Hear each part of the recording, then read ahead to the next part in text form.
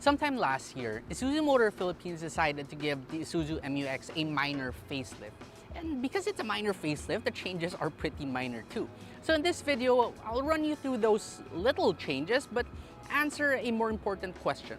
Is the Isuzu MU-X in 2023 and 2024 still a worthwhile buy, and can it still compete with its peers? This is the 2023 Isuzu MU-X in the top-of-the-line LSE 4x4 trim. Let's take a look at this car. First of all, what really stands out is the color. This is a new color option. It's called Norwegian Blue, and it's available exclusively to the top-of-the-line LSE trim. This really does stand out, especially under direct sunlight, and I really love it. As with before, this front end looks something like a snake in how the lights go on towards the grille. And speaking of the grille, this is still the same World Cross Flow grille, but instead of giving you a full chrome setup, you now have some black chrome on it. Lights still LEDs, DRLs, and fog lights also still all LEDs. On the side of the vehicle, your rims are still 20 inches, but there is a new design on it now, and it looks much more modern. You get wading depth of still 800 millimeters, which is the best in class, at par with the Ford Everest. And as with before too, what I really love with the MU-X is this line that kind of just tapers up towards the rear of the vehicle. You got a big front window, a medium-sized rear window, and a small rear quarter panel. So one cool feature that the Isuzu MU-X has is that it has a remote start function on its key fob. But what's kind of weird about it is when you do remote start your vehicle and you go up to your vehicle and you unlock your vehicle and you open your door, it decides to shut off. Is that an anti-theft thing? I don't know, but that kind of defeats the purpose of the whole remote start thing. Anyway, there's another feature that this car has, and that is the power tailgate with the automated just sweep your leg under here and it should open. But yes, I know there is a toggle switch inside the vehicle, but I've toggled it so much times already, yet I can't get it to work. Maybe it's human error, I don't know. Anyway, back here, I love that Isuzu is just like spelled out for you, really big. Then your tail lamps too look really good. MU-X badge as well as a four-wheel drive badge. Now let's open up this tailgate. And it is pretty slow, but at least it is powered. And in here, you have more than enough space for a couple of luggages with the third row seats down. But if you have them up, you only have space for around a couple of soft bags. What you do get back here though is a tiny light by the corner as well as a 12-volt outlet. Moving inside, you check the door first. It's just about okay. It's not great, but it's not horrible either. Anyway, in the interior, there's virtually zero changes. So you still have the interior that looks very similar to a Fortuner. What do I mean by that? The dashboard, yes, it has the very thin leather padding on it. And it also has that same flip-up cubby right here, as well as a cup holder on each side too.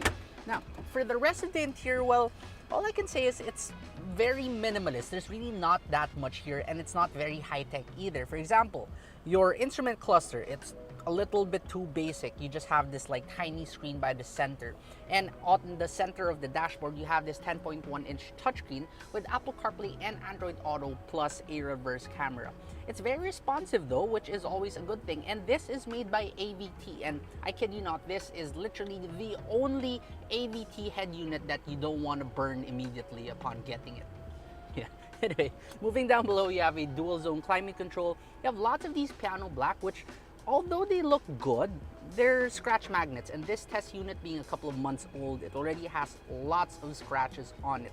Right here, your shifter too, you have manual mode shifting, you have an electronic parking brake, auto hold, and you have your toggle switches for your 2 high, 4 high, and 4 low. Plus, there's even a button right here for your rough terrain select. Anyway, now the steering wheel, leather wrap, very good. You also have your buttons here for advanced driver assistance system. So you have your adaptive cruise control right here, your speed limiter, they're all here. And you can also tilt and telescope this to find your perfect driving position. Now the seats, they're also pretty nice. I would say that the perforations, they really kind of cool your thighs a little bit more, and the bolsters are not too aggressive too. The driver gets power adjustments with even this lumbar adjustment right here. Meanwhile, the passenger side only gets manual adjustments. For your safety features, you get 7 airbags in the MU-X, and you get the full suite of advanced driver assistance systems, including adaptive cruise control. limiter. You also get rear cross traffic alert, autonomous emergency braking, rear cross traffic alert, turn assist, and the list goes on. Now for your second row seats, ingress is not bad because while it's pretty high, you have this grab handle built in. So now we check the door thud.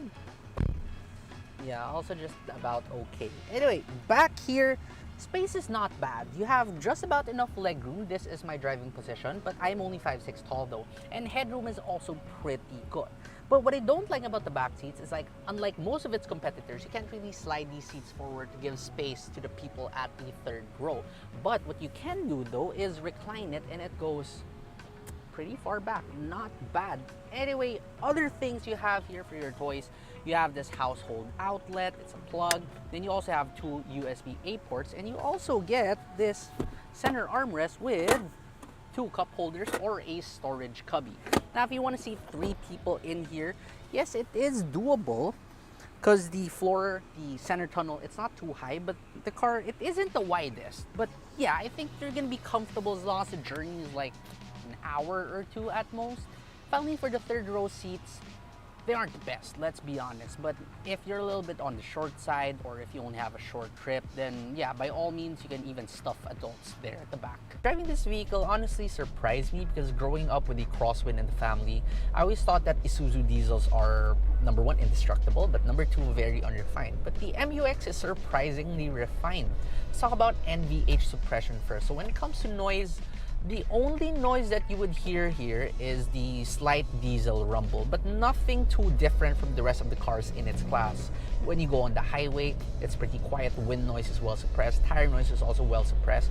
And for vibrations, it's the same thing. So when you are like idling, yes, you're gonna feel a little of that diesel vibrations. It's gonna permeate through your steering wheel. Under hard acceleration, you're also gonna feel some of it, but it really isn't bad. And when it comes to harshness, it's so much better compared to even a Toyota Fortuner. It's firm, but it's not painful, and it's more than usable for your daily trips. Now for the power, what you have here is a 3-liter 4-cylinder turbocharged diesel engine making 190 horsepower and 450 Newton meters of torque, paired to a 6-speed automatic. And yes, that may be 20 horsepower and 50 Newton meters of torque less compared to the class leader, the Ford Everest Bi-Turbo. But when you step on this, it does kick you back to your seat. And I think that's because that the MU-X is a lot lighter compared to the Everest. So it kind of has a little bit more, I don't know, horsepower to weight ratio. Not too sure on that, but that's what it feels like. The acceleration too is not bad because the transmission, it's pretty quick. The only thing that kind of holds you back is the slight turbo lag. Fuel economy wise too, despite being a 4x4, is pretty decent. You can do around 6.8 kilometers per liter in heavy city traffic and about 14 kilometers per liter on the highway. Truly not bad for a car of its class. It's not the best, but it's not bad. Now, the handling of the MU-X, it's also pretty surprising because, again, since I said that it still has a pretty firm suspension, despite the size and the weight of this vehicle, it handles surprisingly well too for its class. Some things you might not like about the MU-X though is the steering system because it feels like an ancient steering system wherein it is pretty heavy, and despite that, it doesn't give you a lot of feedback anyways. While you still do get some, it's not like sporty steering feedback to really justify giving you a very heavy steering system. But I don't know, if you're probably one of those old school people who enjoyed Isuzus of the past and you want super heavy steering, then maybe the MU-X is for you. However, another issue with the steering of the MU-X is the steering ratio. It's a little bit too high, so you really have to turn the steering wheel so much times just to get one turn out of the wheels on the ground. And the next thing that I'm not a big fan of is the advanced driver assistance system. So while this car gets the full suite, including adaptive cruise control, autonomous emergency braking, and all of that, when it comes to the autonomous emergency braking, it simply isn't tailor-fit for Metro Manila streets. So the other day, I almost got rear-ended because as I was driving along Quezon Avenue, like there was this pedestrian that just stopped beside the McDonald's by the corner of Banawe, and he was making lako. He was like trying to sell me tint, right? I didn't mind him and I went past him, and yet the Isuzu MU-X decided like, nope, you're still gonna hit the pedestrian, and it gives me full braking force automatically. I almost got rear-ended from that. That is kind of scary, but good thing is you can turn it off in your settings. But if you traverse the expressways pretty often, you're gonna find that the adaptive cruise control, it's honestly not bad too. It's not too jerky, it's not too sudden, it's smooth. So now pricing. You can get the Isuzu MU-X in the LSE 4x4 trim for 2,530,000 pesos. And yes, honestly, that is pretty steep considering that some of its competitors offer you more features, a better drive, and more comfort too. But given the fact that it has the Isuzu branding up front and the Isuzu diesel under the hood, which is indestructible and now also well refined, I think that this car, if you think about it in the price per day per use over a period of 20 plus years, if it can live up to the Isuzu name, is more than worth it for its price and can easily still keep up with the rest of its peers.